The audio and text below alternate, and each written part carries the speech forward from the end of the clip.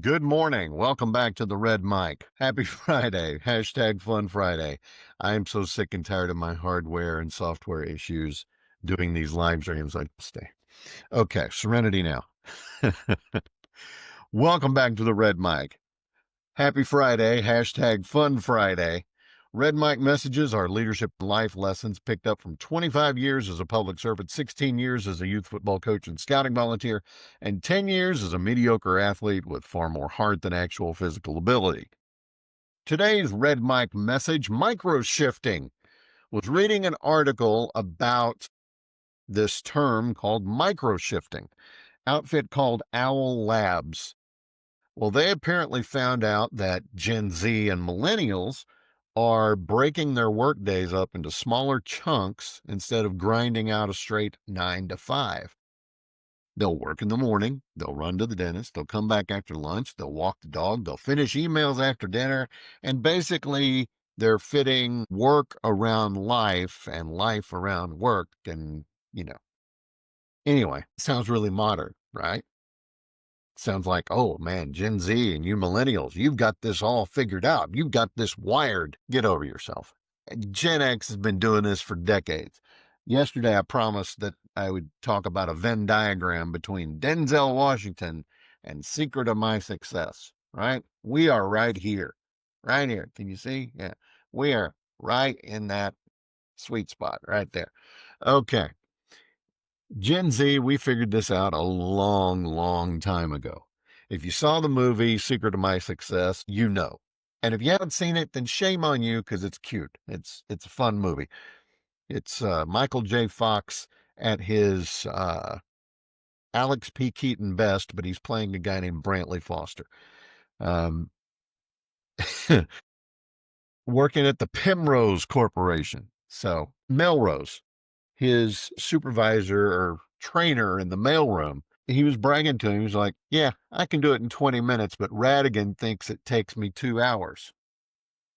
So Brantley jumped on that and said, all right, I'm going to knock my work out and then I'm going to do work that I'm not getting paid for.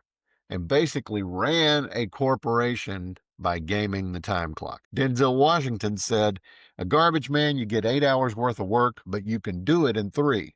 Post office, you get 3 hours of work, but you make it last 8. I did both. I liked being a garbage man better.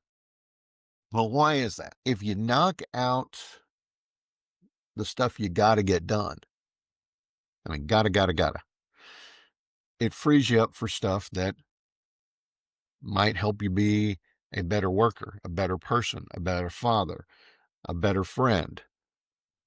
And Jen's been doing this for a long time. We didn't have a fancy term. We didn't call it micro shifting. But we've been doing it for forever. Maybe it's because we were pretty much raising ourselves. Again, you've heard me say this. We were raised on neglect and hose water.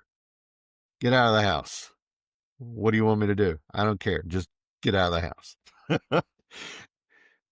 Gen Z.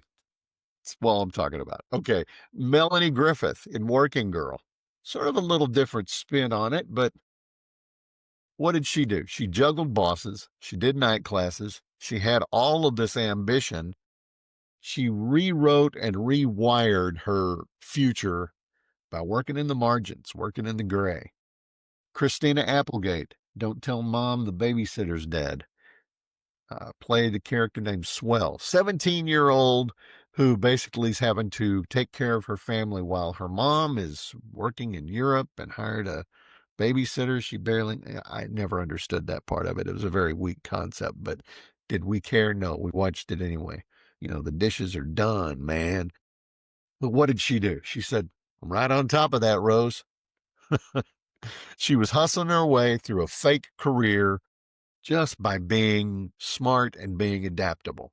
And that's what that's all about, really. The hours you're paid and the hours it actually takes to get the job done aren't always the same.